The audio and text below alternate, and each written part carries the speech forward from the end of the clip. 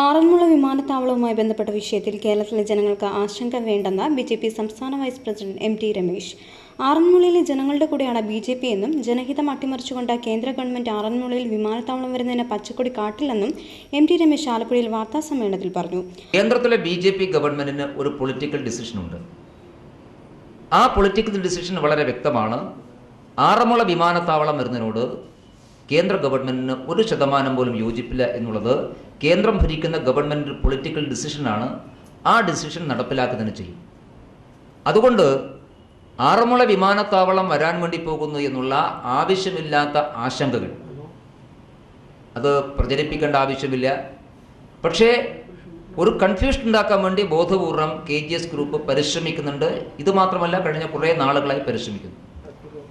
KGS ഗ്രൂപ്പിന് ഇന്ന് ആവശ്യം വിമാനത്താവളം വരാൻ സാധ്യതയുണ്ട് എന്ന ഒരു പ്രതീതി അന്തരീക്ഷത്തിൽ നിലനിർത്തുകയാണ്. കാരണം ഗ്രീൻ ട്രിബ്യൂണൽ ഈ വിമാനത്താവളത്തിനുള്ള അനുമതി നിഷേധിക്കുകയും സുപ്രീം കോടതിയിൽ വിധി അത് ശരിവെക്കുകയും സുപ്രീം കോടതിയിൽ കേന്ദ്ര ഗവൺമെൻറ് ഇവർക്ക് അനുകൂലമായി കക്ഷി ചേരാതെ കേന്ദ്ര ഗവൺമെൻറ് ഇതിൽ താല്പര്യമില്ല എന്ന് പ്രകടമായി പറയുകയും ചെയ്തതോടുകൂടി വിമാനത്താവളത്തിനുള്ള സാധ്യതയില്ല എന്ന് ബോധ്യമായത് KGS ഗ്രൂപ്പിൽ പണം നിക്ഷേപിച്ചിട്ടുള്ള ധാരാളം ആളുകൾ പണം ഇന്ന് തിരിച്ചു ചോദിക്കുന്നുണ്ട്.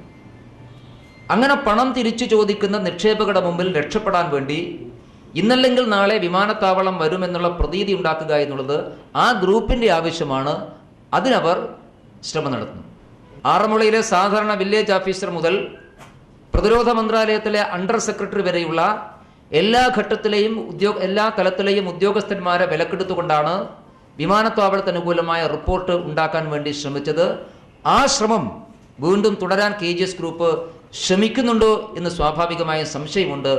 അതുകൂടി കേന്ദ്ര ഗവൺമെൻറ് ശ്രദ്ധയിൽ ഞങ്ങൾ പെടുത്തിയിട്ടുണ്ട്. അതുകൊണ്ട് ഈ കാര്യത്തിൽ ആശങ്കയ്ക്ക് അടിസ്ഥാനമില്ല. ഒരു കാരണവശാലും ആറന്മുളയിലെ ജനവികാരത്തെ അട്ടിമറിക്കാൻ കേരളത്തിലെ ജനങ്ങൾ അംഗീകരിക്കില്ല. അങ്ങനെ ജനവികാരത്തെ അട്ടിമറിക്കുന്ന ഒരു പദ്ധതിക്ക് കേന്ദ്ര ഗവൺമെൻറ് പച്ചക്കൊടി വീശില്ല എന്ന ഒരു രാഷ്ട്രീയ തീരുമാനമാണ് BJPയുടെ ഭാഗത്തുള്ളത്, കേന്ദ്ര ഗവൺമെൻറ് ഭാഗത്തുള്ളത്. ആശങ്കകൾ നിറഞ്ഞ ഇത്തരം വ്യാജ പ്രചരണങ്ങൾക്ക് പിന്നിൽ KGS ഗ്രൂപ്പാണെന്നും അദ്ദേഹം കുറ്റപ്പെടുത്തി. KGS ഗ്രൂപ്പിനെ സഹായിക്കാൻ മന്ത്രാലയത്തിലെ ചില ഉദ്യോഗസ്ഥരുണ്ടെന്ന് സംശയിക്കുന്നുവെന്നും ഈ സംശയം കേരളത്തിലെ BJP കേന്ദ്രത്തെ അറിയിച്ചിട്ടുണ്ടെന്നും അങ്ങനെ ഉണ്ടായാൽ അത്തരം ഉദ്യോഗസ്ഥർക്കെതിരെ നടപടി സ്വീകരിക്കണമെന്ന കേന്ദ്രത്തോട് ആവശ്യപ്പെട്ടിട്ടുണ്ടെന്നും MT രമേശ് പറഞ്ഞു. പുതിയതായി ആരംഭിക്കുന്ന വിമാനത്താവള പദ്ധതിക്ക് അപേക്ഷ ക്ഷണിച്ച കൂട്ടത്തിൽ KGS ഗ്രൂപ്പിന്റെ അപേക്ഷ പരിഗണിക്കുകയും അതിന്റെ അടിസ്ഥാനത്തിൽ പരിസ്ഥിതി ആഘാത പഠന റിപ്പോർട്ട് നടത്താൻ എക്സ്പെർട്ട് കമ്മിറ്റിയെ കേന്ദ്രം നിയോഗിക്കുകയുമാണ് ചെയ്തത്. അതിനർത്ഥം വിമാനത്താവള പദ്ധതിക്ക് അനുമതി നൽകി എന്നല്ല എന്നും അദ്ദേഹം കൂട്ടിച്ചേർത്തു.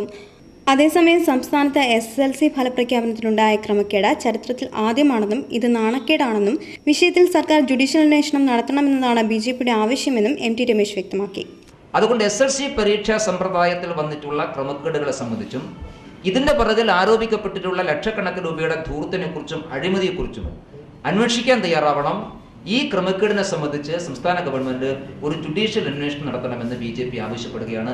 ഇതിന് പിറകിൽ കേവലം ഒരു ക്രമക്കേട് മാത്രമല്ല, SSLC പരീക്ഷയെ മുൻനിർത്തിക്കൊണ്ട് ആ പരീക്ഷയും ബന്ധപ്പെട്ട് വലിയൊരു ലോബി കേരളത്തിൽ പ്രവർത്തിക്കുന്നുണ്ട്. ആ ലോബിയെ വെളിയിൽ കൊണ്ടുവരാൻ ഇത്തരമൊരു അന്വേഷണം ആവശ്യമാണ് എന്നുകൂടി BJP ആവശ്യപ്പെടുകയാണ്.